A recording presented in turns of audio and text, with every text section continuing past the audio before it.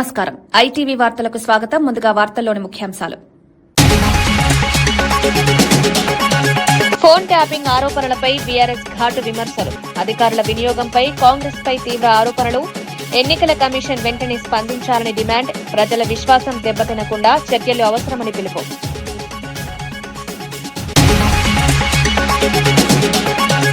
లడ్డూ అంశంలో కూటమి నేతలపై తీవ్ర విమర్శల వెల్లువ.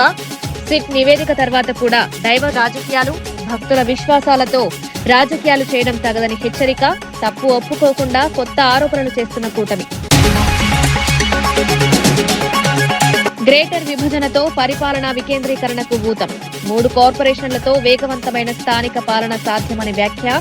ప్రజా సమస్యల పరిష్కారానికి కొత్త పరిపాలనాదారి ప్రారంభం. తెలంగాణ రైజింగ్ దిశగా గ్రేటర్ విభజన కీలక నిర్ణయం. మహానంది బ్రహ్మోత్సవాల నిర్వహణపై సమీక్ష సమావేశం. భక్తుల రద్దీ దృష్ట్యా ప్రత్యేక భద్రతా ఏర్పాట్లు. క్యూ లైన్లు, తాగునీరు, పారిశుద్ధ్యంపై అధికారుల చర్చ. భక్తులకు ఇబ్బంది లేకుండా చర్యలు తీసుకుంటామని హామీ.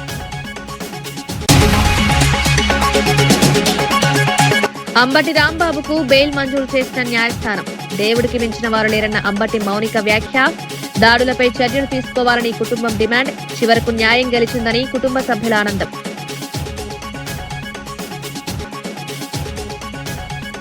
ప్రజల గొంతును వినిపించేందుకు ప్రతిపక్ష హోదా అవసరమని జగన్మోహన్ రెడ్డి పోరాటం చేశారని ఎమ్మెల్సీ మొండితో అరుణ్ కుమార్ అన్నారు. అధికారంలో ఉన్న 3 ప్రధాన పార్టీలు రాష్ట్రాన్ని తమ వ్యాపార ప్రయోజనాల కోసం లూటీ చేస్తున్నాయని ఆరోపించారు.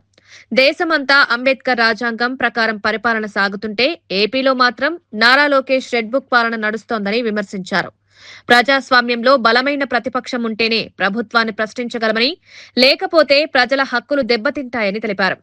వైఎస్ఆర్సీపీ ప్రజా సమస్యలపై నిరంతరం పోరాడుతుందని స్పష్టం చేశారు. ప్రజల కోరికల్ని, ప్రజల అభిప్రాయాల్ని సభ ద్వారా మీ దృష్టికి తీసుకొస్తామని చెప్పి జగన్మోహన్ రెడ్డి గారు ప్రధాన ప్రతిపక్ష పాత్ర కోసం, హోదా కోసం న్యాయ పోరాటం చేస్తూ అనేక సార్లు ఈ రాష్ట్ర ప్రభుత్వాన్ని విజ్ఞప్తి చేయడం జరిగింది. అయినప్పటికీ కూడా ఈ 4 పార్టీలు, 3 పార్టీలు, తెలుగుదేశం పార్టీ,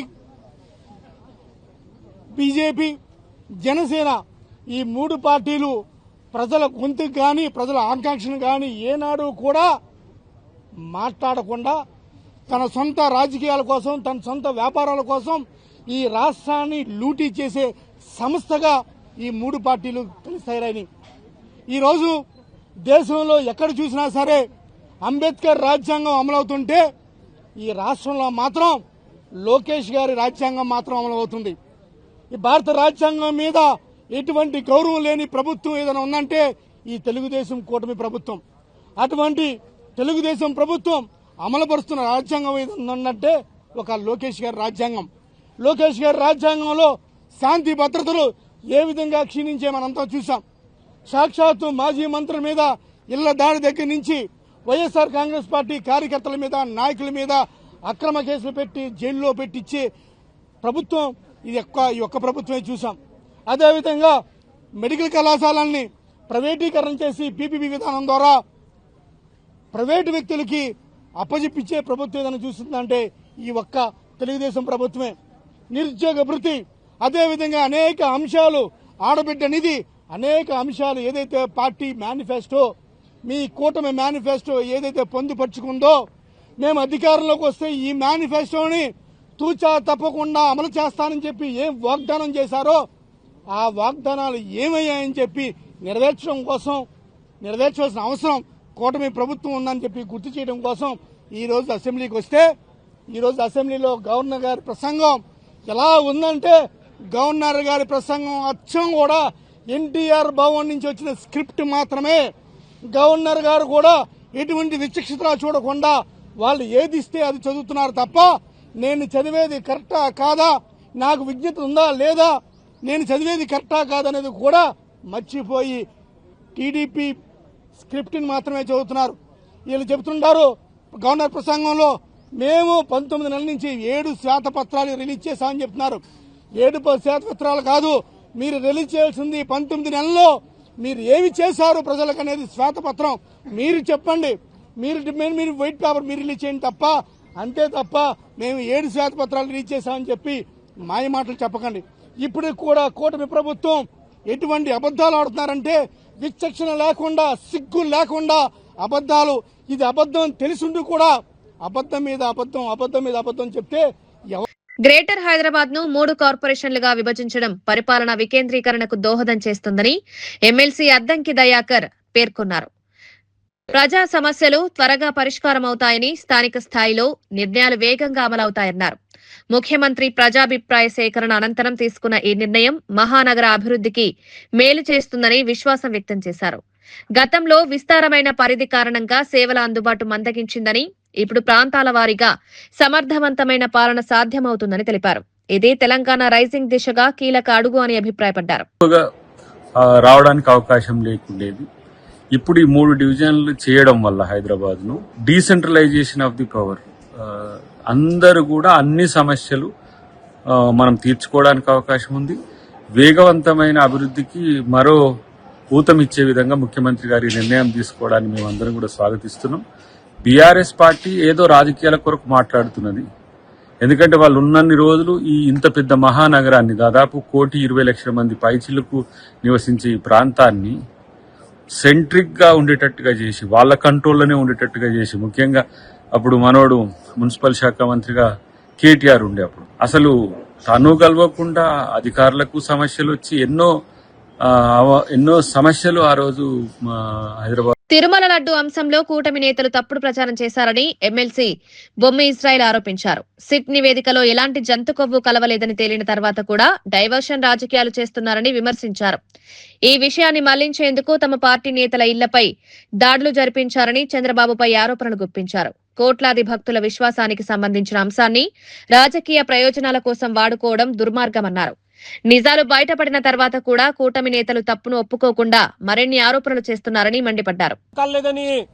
రిపోర్ట్ ఇచ్చిన తర్వాత దీనిని డైవర్షన్ పాలిటిక్స్ చేయడానికి మా యొక్క మాజీ మంత్రుల మీద, ఇళ్ల మీద, వాహనాల మీద దాడులు చేయడం జరిగింది. చంద్రబాబు గారు ఈ రాష్ట్రంలో దళితులు ప్రశ్నిస్తుంటే దళితులను చంపేస్తున్నారు, బీసీలు ప్రశ్నిస్తుంటే బీసీలు చంపేస్తున్నారు. అదే సందర్భంలో మాజీ మంత్రులు మీరేసినటువంటి తప్పుడు ప్రసారాన్ని ఖండిస్తుంటే మీరు ఉసుగొల్పినటువంటి కార్యకర్తల ద్వారాగా వారిని ధ్వంసం చేస్తున్నారు. ఎన్నాట్ల మీద కూడా మొన్న ఢిల్లీలో నేషనల్ హ్యూమన్ రైట్స్ కమిషన్ కలిసి ఫిర్యాదు చేయడం జరిగింది. ఎస్సీ ఎస్టీ కమిషన్ చైర్మన్ గారిని కలిసి ఫిర్యాదు చేయడం జరిగింది. తొందరలోనే ఇవన్నీ వస్తాయి, మీ రంగాన్ని బయట పెడతాయని చెప్పి సందర్భంగా మనవి చేస్తున్నాను. చంద్రబాబు నాయుడు గారు మీరు ఇప్పటికైనా ఈ లడ్డూ విషయంలో చేస్తున్నటువంటి దుష్ప్రచారాన్ని మానుకోండి. ఎందుకంటే ఈ రాష్ట్రంలో ఉన్నటువంటి 5 కోట్ల ప్రజలతో పాటు ఈ దేశంలో ఉన్నటువంటి 140 కోట్ల మంది ప్రజలు మిమ్మల్ని తిట్టుకుంటున్నారు, అసహించుకుంటున్నారని చెప్పి సందర్భంగా మనవి చేస్తున్నాను. అదే సందర్భంలో మా జగన్మోహన్ రెడ్డి గారు మరి అనేక అంశాల మీద అసెంబ్లీలో మాట్లాడటానికి మీరు అవకాశం ఇస్తే భయమా మీకు చంద్రబాబు నాయుడు గారు అని చెప్పేసి ఈ సందర్భంగా ప్రశ్నిస్తున్నాను. మీరు అవకాశం ఇవ్వండి, అవకాశం ఇచ్చిన దాని మీద మా నాయకుడు నిలదీస్తాడు, దానికి మీరు సమాధానం చెప్పండి అని చెప్పి సందర్భంగా మనవి చేసుకుంటూ, అదే సందర్భంలో ఏదైతే మీరు దాడులు చేస్తున్నారో, ఏదైతే మీరు అకృత్యాలు చేస్తున్నారో, ఏదైతే మహిళల మీద జరుగుతున్నటువంటి అకృత్యాలకి మీరు ఖండనివ్వట్లేదో, చిన్నారుల మీద జరుగుతున్నటువంటి అకృత్యాలకి మీరు ఖండనివ్వట్లేదో, దీని మీద త్వరలోనే ప్రజలు మీకు బుద్ధి చెప్తారు. ప్రజల పక్షాన నిలిచి ప్రభుత్వ హామీల అమలును డిమాండ్ చేస్తున్న ఏకైక పార్టీ వైసీపీ అని ఎమ్మెల్యే తాటిపర్తి చంద్రశేఖర్ అన్నారు. ప్రతిపక్ష హోదా రాజ్యాంగబద్ద హక్కు అని, అంబేద్కర్ రాజ్యాంగం ప్రకారం పాలక పక్షంతో పాటు బలమైన ప్రతిపక్షం ఉంటేనే ప్రజాస్వామ్యం బలపడుతుందని పేర్కొన్నారు. ఈ హక్కును నిరాకరించడం ప్రజాస్వామ్యానికి విరుద్దమన్నారు. తెలుగుదేశం పార్టీ నేతలు హింసాత్మక రాజకీయాలకు పాల్పడుతున్నారని, పెట్రోల్ బాంబులతో దాడులు చేస్తున్నారని ఆరోపించారు. ప్రజాస్వామ్య విలువలను కాపాడాల్సిన బాధ్యత అందరిదని స్పష్టం చేశారు. అధికార పక్షంతో పాటు ప్రతిపక్షం ఉంటేనే ప్రజాస్వామ్యానికి విలువ ఉంటుంది అనేటటువంటి ఇంగితం లేకుండా, జ్ఞానం లేకుండా తెలుగుదేశం పార్టీ, టీడీపీ అంటే తెలుగు దొంగల పార్టీ, తప్పులు దాడులు పాపాల పార్టీగా, చిట్ట చివరికి దేవుణ్ణి కూడా మోసం చేసేటటువంటి మోసగాళ్ల పార్టీగా మార్చేసి ఈ రాష్ట్రంలో ఉన్నటువంటి ఖజానాన్ని దోచేసి, మాట్లాడినటువంటి వారి మీద దాడులు చేసి వారి యొక్క పబ్బం గడుపుకుంటున్నారు. ప్రతిపక్ష హోదా ఇస్తే వీటి మీద చర్చ జరుగుతుంది. ఎప్పుడన్నా చూసామా ఈ గూండాలు, తెలుగుదేశం గూండాలు డైరెక్ట్ గా మంత్రుల ఇళ్ల మీద పెట్రోల్ బాంబులు వేస్తున్నారు? చూసామా గతంలో ఎప్పుడన్నా? తెలుగుదేశం పార్టీ మీద వైఎస్ఆర్ కాంగ్రెస్ పార్టీ అధికారంలో ఉన్నప్పుడు ఒక్క నాయకుడి ఇంటి మీద దాడి జరిగిందా? ప్రొటెస్ట్ చేస్తే దాడి అన్నారు. ఏకంగా ఇవాళ మంత్రుల ఇళ్లలోకి వెళ్లి వాళ్ళ కుటుంబాల మీద దాడి. ఈ రాష్ట్రంలో వైఎస్ఆర్సీపీ 11 సీట్లు గెలిచింది. మరి 11 మంది 11 నియోజకవర్గాల గురించి మాట్లాడుకుంటే మిగిలిన 164 నియోజకవర్గాల గురించి అసెంబ్లీలో ఎవరు చర్చించాలి? ఎవరు మాట్లాడాలి? ఆ ప్రజల పక్షాన ఎవరు పోరాటం చేయాలి? ఆ ప్రజా సమస్యలపై ఎవరు పోరాటం చేయాలి? వారి కేటాయింపులపై ఎవరు ప్రశ్నించాలి? వారికి జరుగుతున్నటువంటి అన్యాయాలపై, అక్రమ కేసులపై ఎవరు నిలదీయాలి? ఇవన్నీ వైఎస్ఆర్సీపీ అధ్యక్షులు వర్యులు ప్రతిపక్ష నాయకుడు శ్రీ జగన్మోహన్ రెడ్డి గారు మాట్లాడాలంటే హక్కుగా సమయం కావాలా? మీరిచ్చే 1 నిమిషం 2 నిమిషాల కోసం ఆ అసెంబ్లీలోకి వెళ్లి ఈ ప్రజల పక్షాన పోరాటం చేసే అవకాశం లేదు అని పదే పదే చెప్పిన ఈ మొద్దు ప్రభుత్వం, ఈ అరాచక ప్రభుత్వం, ఈ నియంత పోకడల్ని ఎంచుకున్నటువంటి ప్రభుత్వం పిఏసీ చైర్మన్ నే కొట్టేసింది. చరిత్రలో లేదు. ప్రతిపక్షానికి ఇవ్వాల్సినటువంటి పిఏసీ చైర్మన్ ని కొట్టేసినటువంటి గనుడు పవన్ కళ్యాణ్ గారు, ఇచ్చినటువంటి గనుడు చంద్రబాబు నాయుడు గారు. ఈ రాష్ట్రంలో పరిపాలన పడగేసింది. పాపాల కుప్పగా ఈ రాష్ట్రం మారిపోతుంది. ఆంధ్ర అంటే అప్పులు అనే విధంగా 3,20,000 కోట్ల రూపాయల అప్పులు. ఏం పగలదీశారు? ఏం అభివృద్ధి చేశారు? ఏమి కంపెనీలు తెచ్చారు? దేని మీద ఖర్చు చేశారు? చెప్పలేరు. జీతాలు పడకేశాయి. రిటైర్మెంట్లు 2029లో డబ్బులు ఇస్తామంటే మంత్రి పొంగులేటి శ్రీనివాస్ రెడ్డికి ఫోన్ ట్యాపింగ్, కాల్ రికార్డ్ మధ్య తేడా తెలియదని బీఆర్ఎస్ నాయకుడు దేవిప్రసాద్ వ్యాఖ్యానించారు. టెలికాన్ఫరెన్స్ ద్వారా అధికారులను ప్రలోభపెట్టారని ఆరోపించారు. ఎన్నికల అధికారులను, ఉద్యోగులను రాజకీయ ప్రయోజనాల కోసం ఉపయోగించడం ప్రజాస్వామ్యానికి విరుద్దమన్నారు. ఎన్నికల కమిషన్ కు పలుమార్లు ఫిర్యాదు చేసినప్పటికీ స్పందన లేదని విమర్శించారు. ఈ స్కామ్లకు బాధ్యులైన వారిపై కఠిన చర్యలు తీసుకోవాలని డిమాండ్ చేశారు. ఎన్నికల వ్యవస్థపై ప్రజల విశ్వాసం దెబ్బతినకుండా చర్యలు అవసరమన్నారు. ట్యాపింగ్ కాల్ రికార్డింగ్ తేడా తెలియని మంత్రి అసలు నిజంగానే ఫోన్ ట్యాపింగ్ జరిగితే మీరేమన్నా రేవంత్ రెడ్డికి వ్యతిరేకంగా ఏమైనా కుట్రలు చేస్తున్నారా? అంతర్గత కుట్రలు మీ మీద రేవంత్ రెడ్డి ఏమన్నా ఫోన్ ట్యాపింగ్ చేస్తుండా? అది మాకు తెలియదు. ఎందుకంటే ఇవాళ అధికారంలో ఉన్నది వాళ్ళు. అధికారంలో ఇవాళ బీఆర్ఎస్ లేదు. మాకు పోలీస్ వ్యవస్థ మా చేతిలో లేదు, ఇంటెలిజెన్స్ వ్యవస్థ మా చేతిలో లేదు. ఉన్నా కూడా అదొక పద్ధతి ప్రకారం జరగాల్సినటువంటి అని మీరే పదే పదే ఈ మధ్య ఫోన్ ట్యాపింగ్ కేసులో చాలా మేమేదో గొప్పోళ్ళం, మేము ఫోన్ ట్యాపింగ్ చెయ్యం అని చెప్తున్న మీరే ఆరోపణ చేస్తున్నారు ఇవాళ ఫోన్ ట్యాపింగ్ జరుగుతుందని. మరి దీని మీద సిబిఐ విచారణ ఏం పెడతారో పెట్టండి. Call recording చేస్తుర్రా? మీ ఫోన్లు ట్యాప్ చేస్తుర్రా? ఏం చేస్తుర్రు?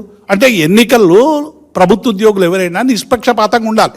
వారి నచ్చిన రాజకీయ నాయకులకు ఓటేసేటువంటి హక్కు, స్వేచ్ఛ ప్రజాస్వామ్యబద్ధంగా వాళ్ళకు ఉంటుంది. దాన్ని ఎవరు కాదన్నారు. కానీ ఎన్నికల విధుల్లో పాల్గొనేటువంటి అధికారులతో మీరు రివ్యూ చేయడం, ఆడ గెలిపించమని అడగడం, మీరే మొత్తం చూసుకోమని చెప్పడం, మరి ఇది ఏం ప్రజాస్వామ్యం? ఒకసారి శ్రీనివాసరెడ్డి గారు, ఈ ప్రభుత్వం మరి చెప్పాల్సినటువంటి అవసరం ఉంది. అంటే ఒక్కటి కాదు, ఇవి అన్నీ కూడా ఇలా పూర్తిగా మరి అధికార వ్యవస్థలన్నింటినీ ఉపయోగించుకొని ఎట్లయినా ఎన్నికలు గెలవాలి. ఎందుకంటే పంచాయతీ ఎన్నికల తర్వాత మున్సిపల్ ఎన్నికలు వచ్చినాయి. డెఫినెట్గా మున్సిపల్ ఎన్నికల్లో ప్రజాదరణ పెరుగుతూ ఉంది. అన్ని వర్గాలు ఈ ప్రభుత్వం మీద కోపంతో, అసంతృప్తితో, ఆగ్రహంతో ఉన్నాయి. వీటి వల్ల వచ్చేటువంటి రిజల్ట్ వలన రేపు నా భవిష్యత్తు ఏమవుతుంది అనేటువంటి ఒక మరి ఆయనకు ఉండేటువంటి అనుమానం, వారికి ఉండేటువంటి అభిప్రాయం వల్ల ఇవాళ ఎన్నికల వ్యవస్థనంతా కూడా ఒక ప్రక్రియగా మార్చేటువంటి ప్రయత్నం చేశాడు. వీళ్ళు ఎన్ని ప్రయత్నాలు చేసినా, వారు టెలికాన్ఫరెన్స్లు పెట్టి ఉద్యోగుల్ని, అధికారులను ఉపయోగించుకున్న, ఎన్నికల కమిషన్ ప్రేక్షక పాత్ర వహించిన, పోలీస్ వ్యవస్థ మొత్తం వినియోగించుకున్న, కేవలం బీఆర్ఎస్ నాయకుల ఇండ్లు మాత్రమే. తిరుపతికి చెందిన ఓ మహిళ తన కుమార్తెను 2 ఏళ్లుగా వ్యభిచార కూపంలో బంధించి వేధిస్తున్నారని ఆరోపిస్తూ ఏపీ సచివాలయంలో హోంమంత్రి అనితను కలిసి ఆవేదన వ్యక్తం చేశారు. స్థానిక ప్రజాప్రతినిధులు, పోలీసులకు పలుమార్లు ఫిర్యాదు చేసినప్పటికీ స్పందన లేదని ఆమె కన్నీటి పర్యంతమయ్యారు. ఇప్పటికే 3 సార్లు కలిసినా న్యాయం జరగలేదని, తన కుమార్తె ప్రాణాలకు ముప్పుందని ఆందోళన వ్యక్తం చేశారు. బాధితురాలి విన్నపాన్ని స్వీకరించిన హోంమంత్రి అనిత పూర్తి స్థాయి దర్యాప్తు చేయించి బాధ్యులపై కఠిన చర్యలు తీసుకుంటామని హామీ ఇచ్చారు. రేపు సంబంధిత అధికారులతో కలిసి తనను మళ్లీ కలవాలని సూచించారు. మహిళల భద్రతపై ప్రభుత్వం కట్టుబడి ఉందని, ఎవరూ చట్టం కంటే పై కాదు అని స్పష్టం చేశారు. ఒకటి మేడం, మా బిడ్డను అంతేనా పెళ్లి కానీ ఉద్యోగం నాకు చూపెట్టరా 2 సంవత్సరాల నుంచి. ఏం చదువుకున్నావు? డిగ్రీ పైలేరు. నా కూతురు, నాకు చదువు లేదు, చీపురు తిరుమల బాత్రూమ్లు కడిగేదాన్ని.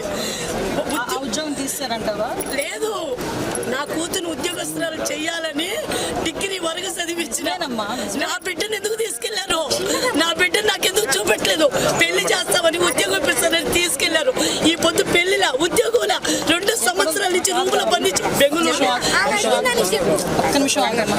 నీ బాధ నాకు అర్థమైంది. విను నీ బాధ నాకు అర్థమైంది. నీ కేసు గురించి నాకు తెలుసు.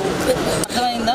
దీని గురించి ఇప్పుడు నేను కూర్చోబెట్టి. మంత్రి పొంగులేటి శ్రీనివాసరెడ్డి చేసిన ఫోన్ ట్యాపింగ్ వ్యాఖ్యలపై మాజీ మంత్రి జగదీష్ రెడ్డి తీవ్రంగా స్పందించారు.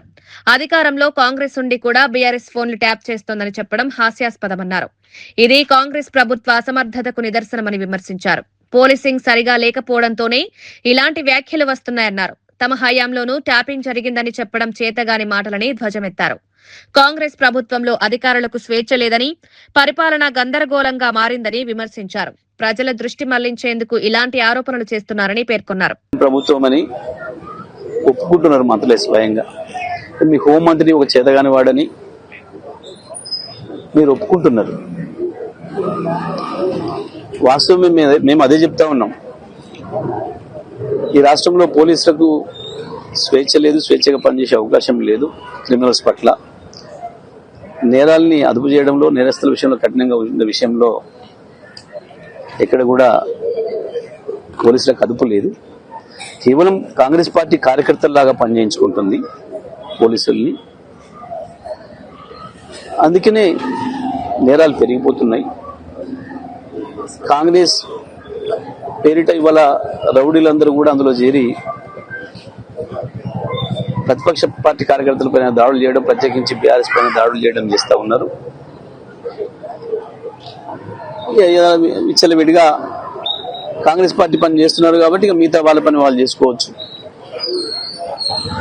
కాబట్టి పోలీసింగ్ లేకుండా పోయింది. ఇవాళ ఎవరైతే మంత్రి మాట్లాడిండో సరే, ఆయన మాట్లాడిన విషయంలో అది నిజం కాకపోయినప్పటికీ పోలీసింగ్ మాత్రం అంత దరిద్రంగా తయారైందనేది మాత్రం ఒప్పుకుంటున్నందుకు ఆ మంత్రికి ధన్యవాదాలు. ఈ హోంమంత్రి అంతా పనికిమాల వాడు ఒప్పుకున్నందుకు కూడా ధన్యవాదాలు. అన్ని శాఖల్లో కూడా గంతే ఉంది, ఒక పోలీస్ శాఖే కాదు. మిగతా శాఖలు అసలు పని చేస్తలేవు, ప్రభుత్వం పని చేయిస్తలేదు. ఎందుకంటే అభివృద్ధి లేదు, సంక్షేమం లేదు, రెండూ లేవు. ఉన్నదల్లా అడిగిన వాళ్ళపైన కేసులు పెట్టి గొంతులు నొక్కడం, ఇట్లాంటి ఎన్నికలు వచ్చే సందర్భంలో పోలీసులు వాడి దౌర్జన్యం చేయడం, గుండాయిజం చేయడం, రౌడీయిజం చేయడం. రాత్రి నుంచి కూడా మున్సిపల్ ఎన్నికల్లో అధికార దుర్వినియోగం జరుగుతోందని బీఆర్ఎస్ ఆరోపించింది. చెన్నూరు నియోజకవర్గంలో మంత్రి వివేక్ బైక్ పై తిరుగుతూ డబ్బులపై ఓటర్లను ప్రలోభపెడుతున్నారని ఆరోపించారు. అధికార పార్టీకి అధికారులు, పోలీసులు కమ్ము కాస్తున్నారని మండిపడ్డారు. ప్రజాస్వామ్యాన్ని అపహాస్యం చేస్తున్న కాంగ్రెస్ ప్రభుత్వంపై అంబేద్కర్ విగ్రహం వద్ద నల్ల జెండాలతో నిరసన చేపట్టారు. మాజీ ఎమ్మెల్యే బాల్క సుమన్ మాట్లాడుతూ ఓటమి భయంతోనే కాంగ్రెస్ నేతలు దిగజారుతున్నారన్నారు. ఎన్నికలు స్వేచ్ఛాయుతంగా నిర్వహించాలని డిమాండ్ చేశారు. మంత్రి వివేక్ గారి కారులో నిన్న యాతన్పల్లి మున్సిపాలిటీ పరిధిలో గాని, చెన్నూరు మున్సిపాలిటీ పరిధిలో గాని ఒక్కొక్క అభ్యర్థికి 15 లక్షల రూపాయలు, అదేవిధంగా 9 రాయల్ స్టార్ కాటన్ బాటిళ్లు వాళ్ళ ఇండ్ల దగ్గరికి వెళ్లి నిన్న పంపిణీ కూడా చేయడం జరిగింది. ఆ ఫొటోస్ కూడా మీకు చూపిస్తా ఉన్నాం. ఈ రోజు కూడా 2nd వార్డు దగ్గర పెద్దింటి శ్రీనివాస్ అని చెప్పి కాంగ్రెస్ పార్టీ అభ్యర్థి బహిరంగంగా ఓటర్లకు డబ్బులు పంపుతున్నటువంటి వీడియోలు కూడా ఇవాళ బయటకు వచ్చినాయి. అంటే ఇక్కడ ఫేర్ ఎలక్షన్ జరగకుండా చాలా దుర్మార్గంగా ఇక్కడ ఎన్నికలు జరుగుతూ ఉన్నాయి. చెన్నూరు పట్టణంలో పోలీసులు కానీ, అదేవిధంగా మీరు చూడండి, పెద్దింటి శ్రీనివాస్ అనేటటువంటి వ్యక్తి బహిరంగంగా ఓటర్లకు డబ్బులు వస్తూ ఉన్నాడు. 2వ వార్డు అభ్యర్థి, కాంగ్రెస్ పార్టీకి సంబంధించినటువంటి అభ్యర్థి. అదేవిధంగా ఇవాళ చెన్నూరు పట్టణంలో కానీ, క్యాతన్పల్లి మున్సిపాలిటీలో కానీ ఓటమి భయంతో కాంగ్రెస్ పార్టీ నాయకులు, కార్యకర్తలు అడ్డగోలుగా పోలింగ్ బూత్ల దగ్గర విచ్చలవిడిగా డబ్బులు పంచుతూ ఉన్నారు. అదేవిధంగా మా నాయకులు, మా కార్యకర్తలు మా అభ్యర్థులు మా అభిమానులు పోలింగ్ బూత్కు 100 మీటర్ల దూరంలో ఉంటే ఇక్కడ ఉండే ఏసీపీ చెన్నూరు, ఈ జైపూర్ ఏసీపీ కానీ, చెన్నూరు సిఐ కానీ, ఇక్కడ ఉండే ఎస్ఐలు పోలీసులు మా వాళ్ళని చెదరగొడుతున్నారు, దాడులు చేస్తూ ఉన్నారు, భయభ్రాంతులకు గురి చేస్తూ ఉన్నారు. అట్లనే కేతన్పల్లి మున్సిపాలిటీ పరిధిలో అక్కడ ఏసీపీ, అక్కడ సిఐ, అక్కడ ఎస్ఐ వాళ్ళందరూ కూడా మా వాళ్ళందరినీ చెదరగొట్టి కాంగ్రెస్ పార్టీ వాళ్ళు విచ్చలవిడిగా డబ్బులు పంచుకోవడానికి అవకాశం కల్పిస్తూ ఉన్నారు. ఇది చాలా దుర్మార్గం, అనైతికం. ఈ 2 మున్సిపాలిటీల్లో ఓడిపోతుందనే ఓటమి భయంతోనే ఈ రకంగా ప్రలోభాలకు తెరలేపిర్రు. పూర్తి స్థాయిలో గతంలో ఎన్నడూ లేదు. మేము కూడా 10 సంవత్సరాలు పరిపాలన కొనసాగించినాం. చెన్నూరు నియోజకవర్గంలోని 2 మున్సిపాలిటీల్లో పోలీసు రాజ్యం చేసిర్రు. రాజ్యాంగం కల్పించిన ఓటు హక్కు వినియోగించడం ప్రతి పౌరుడి బాధ్యత అని టీపీసీసీ అధ్యక్షుడు మహేష్ కుమార్ గౌడ్ పేర్కొన్నారు. మున్సిపల్ ఎన్నికల్లో ఓటర్లు చురుకుగా పాల్గొనాలని కోరారు. ఓటింగ్ శాతం పెరిగితే ప్రతిభావంతులైన నాయకులు ఎన్నికవుతారన్నారు. నిజామాబాద్ తో పాటు రాష్ట్ర వ్యాప్తంగా కాంగ్రెస్ జెండా ఎదుగురుతుందని ధీమా వ్యక్తం చేశారు. అభివృద్ధి, సంక్షేమ కార్యక్రమాలపై ప్రజలు స్పష్టమైన అభిప్రాయంతో ఉన్నారన్నారు. ప్రజాస్వామ్య బలోపేతానికి ప్రతి ఓటు కీలకమని గుర్తు చేశారు. వరం, రాజ్యాంగం ఇచ్చినటువంటి వరం, ఆ వరాన్ని సద్వినియోగం చేసుకోవాలని, సరైన పద్ధతిలో ఓటు శాతం పెరిగితే క్వాలిటీ ఉన్నటువంటి నాయకులు ఎన్నికయ్యే అవకాశం ఉంటది. అందుకే నేను రాష్ట్ర ప్రజలకి, నిజామాబాద్ పట్టణ ప్రజలకు విజ్ఞప్తి చేస్తా ఉన్నాను.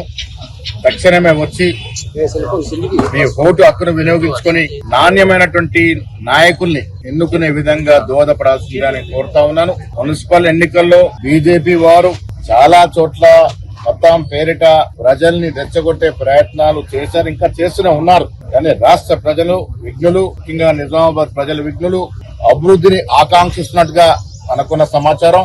కాబట్టి ఈ రాష్ట్రంలో జరుగుతున్నటువంటి మున్సిపల్స్ లో 90% వరకు కాంగ్రెస్ పార్టీకి. నిజామాబాద్ 34వ డివిజన్ హరిచరణ్ మార్వాడి పోలింగ్ కేంద్రం వద్ద ఉద్రిక్త పరిస్థితులు నెలకొన్నాయి. అభ్యర్థులను లోపలికి అనుమతించలేదని ఆరోపిస్తూ ఎంపీ అరవింద్ పోలీసులతో వాగ్వాదానికి దిగారు. అధికారులు విధుల్లో ఉన్నారని పోలీసులు చెప్పినా ఆయన ఆగ్రహం వ్యక్తం చేశారు. పోలింగ్ ప్రక్రియ పారదర్శకంగా జరగాలని డిమాండ్ చేశారు.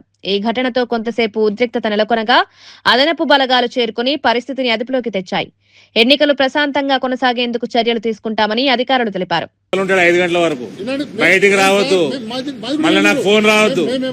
మీరు పంపితేనే వచ్చిన, నేను పంపితేనే వచ్చిన, నువ్వు పంపలే, మీ వాళ్ళు పంపినరు,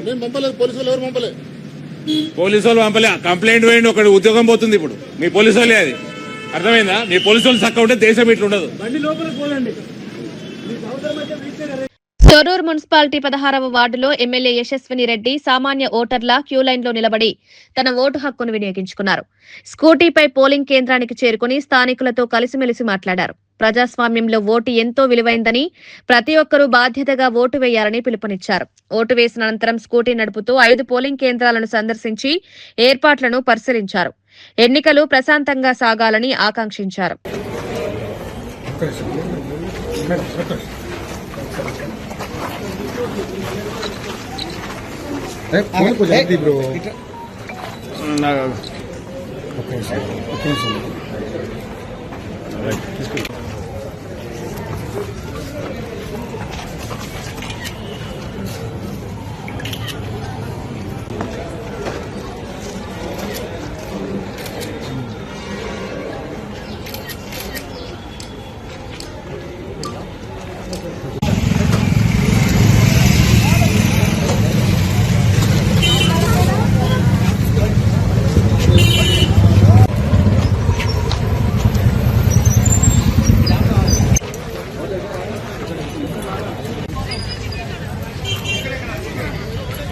రాజన్న సిరిసిల్ల జిల్లాలో మున్సిపల్ ఎన్నికల సందర్భంగా ఓటర్లను ప్రలోభపెట్టేందుకు నకిలీ బంగారు నాణాలు పంపిణీ చేసిన ఘటన వెలుగులోకొచ్చింది. సిరిసిల్ల మున్సిపల్ పరిధిలోని 25వ వార్డులో ఓ స్వతంత్ర అభ్యర్థి బంగారం పేరుతో నాణాలిచ్చాడు. అయితే వాటిని పరీక్షించగా అవి నకిలీవని తేలడంతో స్థానికులు ఆగ్రహం వ్యక్తం చేశారు. ఎన్నికల నిబంధనల ఉల్లంఘనపై అధికారులు విచారణ ప్రారంభించారు. ప్రజలకు అని చెప్పేసి మోసం చేస్తున్నది రాగి బిల్ల. దయచేసి ప్రజలు గమనించి ఓట్లు వేయగలరు. ఇలాంటి మోసాలు చేస్తున్న వారిని తరిమి కొట్టగలరు. అభ్యర్థి స్వతంత్ర అభ్యర్థి. నంద్యాల జిల్లా మహానంది ఆలయంలో శివరాత్రి బ్రహ్మోత్సవాల నిర్వహణపై సమీక్ష సమావేశం జరిగింది. ఆర్డీఓ విశ్వనాథ్ ఆధ్వర్యంలో వివిధ శాఖల అధికారులతో సమావేశం నిర్వహించారు. భక్తుల రద్దీని దృష్టిలో ఉంచుకుని క్యూ లైన్లు, తాగునీరు, పారిశుద్ధ్యం, భద్రతా ఏర్పాట్లపై చర్చించారు. సమావేశం అనంతరం అధికారులు ఆలయ పరిసరాలను పరిశీలించి అవసరమైన సూచనలు ఇచ్చారు. భక్తులకు ఇబ్బందులు లేకుండా సమగ్ర ఏర్పాట్లు చేస్తున్నట్లు తెలిపారు.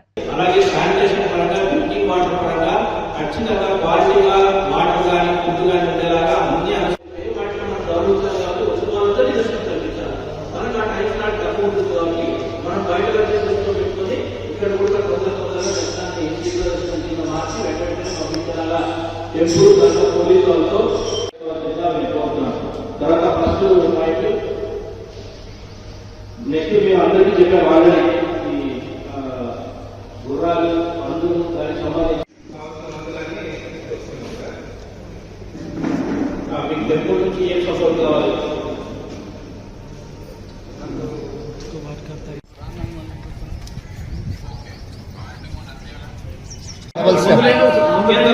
కొంచెం హైట్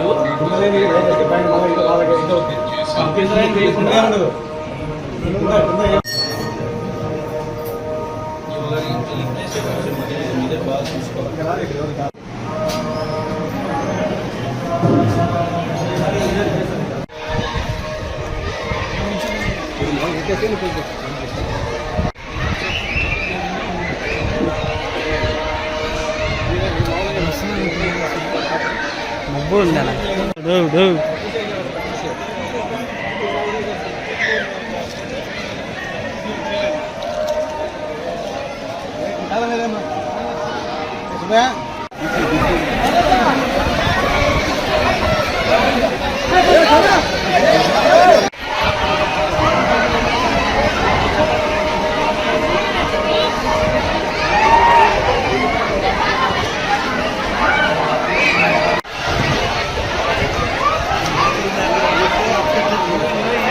నేత అంబటి రాంబాబుకు బెయిల్ రావడంపై ఆయన కుమార్తె అంబటి మౌనిక హర్షం వ్యక్తం చేశారు. దేవుడికి మించిన వారు ఎవరూ లేరని వ్యాఖ్యానించారు. కావాలని రెచ్చగొట్టి దాడులకు పాల్పడిన వారిపై చర్యలు తీసుకోలేదని అధికారులను విమర్శించారు. స్టేషన్ బెయిల్ ఇచ్చి పంపించడాన్ని తప్పుబట్టారు. న్యాయస్థానం బెయిల్ మంజూరు చేయడం సంతోషకరమని, చివరకు న్యాయం గెలిచిందని పేర్కొన్నారు. జరిగినటువంటి ఈ ఇన్సిడెంట్స్ అన్ని ఏవైతే ఉన్నాయో అదంతా కూడా వెంకటేశ్వర స్వామి గారి దర్శనం అయిన తర్వాత జరిగింది. సో అన్ని ఆయన గమనిస్తూ దేవుడు మా యందు ఉండి ఇవాళ మాకు రాంబాబు గారికి బెయిల్ రావడం జరిగింది. అట్లాగే వాళ్ళ ఎవరైతే ప్రవోక్ చేశారో గ్రంథాలయం చైర్మన్ గారు వందన గారు గాని ఇతరులు గాని ప్రవోక్ చేసిన వారి పట్ల మటుకు ఏ కేసులు లేవు. అవే తప్పులు చేసినటువంటి అవే మాటలు మాట్లాడినటువంటి వారి మీద మటుకు ఏ కేసులు లేవు. వాళ్ళకి స్టేషన్ బెయిల్ ఇచ్చేసి పంపించేయడం జరిగింది. దాడి చేసిన వాళ్ళు ప్రవోక్ చేస్తే నోరు జారినందుకు ఇతరితర కేసులు పెట్టి ఒక కేసులో బెయిల్ వచ్చినప్పటికీ ఇంకా రిమాండ్ ఎక్స్టెండ్ చేసే ప్రయత్నంలో పీటీ వారెంట్లు వేసి మమ్మల్ని ఇబ్బంది పెట్టే ప్రయత్నం చేసినప్పటికీ ఎవ్వరూ దేవుడికి మించిన వాళ్ళు కాదు. న్యాయ వ్యవస్థ మీద మాకు నమ్మకం ఉంది. ఇవాళ ఆయనకి బెయిల్ వచ్చినందుకు మేమందరం చాలా ఆనందంగా ఉన్నాం.